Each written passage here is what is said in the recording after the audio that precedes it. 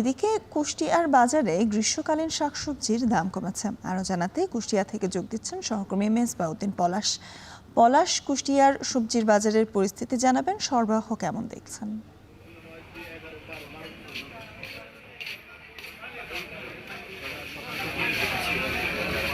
সবজি বিক্রয় করেন এবং আমি এখন রয়েছে কুষ্টিয়ার যে চোরহাঁস ফুলতলা যে বাজার সেখানে রয়েছে এবং এখানে কিন্তু সব ধরনের সবজির দামে কিন্তু আসলে কমেছে এবং বাজারে পর্যাপ্ত আসলে সরবরাহ রয়েছে এবং এই সরবরাহ থাকার কারণে কিন্তু যে দাম কমার যে বিষয় সেটি কিন্তু আসলে বলছেন। এখানে বেশ যে ক্রেতাদের কিন্তু আসলে সমাগম রয়েছে, তারাও সকাল থেকে এখানে যে ক্রয় করছেন বিভিন্ন সবজি। এখানে ঢেঁড়স, শাকসবজি সহ যে অন্যান্য যে আলু সহ অন্যান্য যে সবজি সবগুলো কিন্তু এসেছে এবং এই বাজারে কিন্তু আমরা দেখছি যে আজকে আলু এই বাজারে বিক্রি হচ্ছে 20 টাকা কেজি এবং যে ঢেঁড়স সেটি 20 টাকা।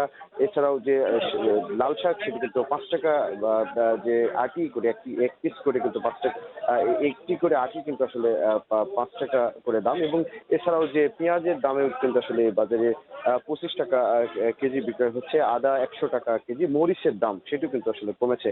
এ বাজারে আজকে মরিচ বিক্রয় হচ্ছে 40 টাকা কেজি। এরপরে পটলের দামে যদি বলি সেটিও কিন্তু 50 টাকা কেজি।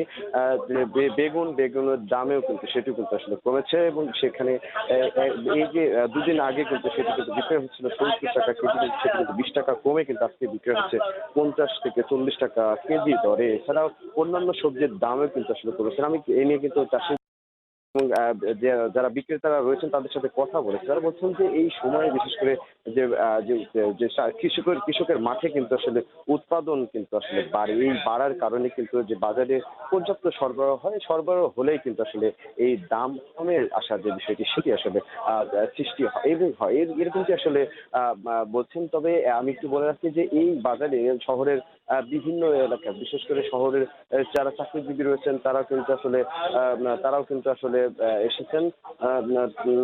এরকমটি আসলে রয়েছে। এই ছিল আমার কাছে কুষ্টিয়া থেকে স্বর্ণা। কুষ্টিয়া থেকে বাজার দর পরিস্থিতি জানাচ্ছিলেন মেজবাউদ্দিন পলাশ।